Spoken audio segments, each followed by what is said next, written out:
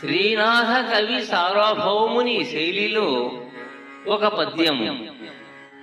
జూటి Bharati ఆర్భటిన్మెరయుమీ చోద్యంబుగా, జూటి Bharati ఆర్భటిన్మెరయుమీ చోద్యంబుగా,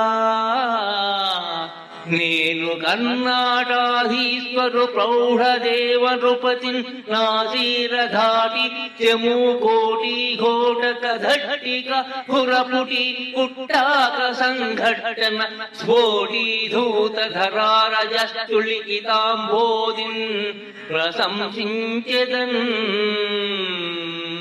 ప్రశంసించెదన్.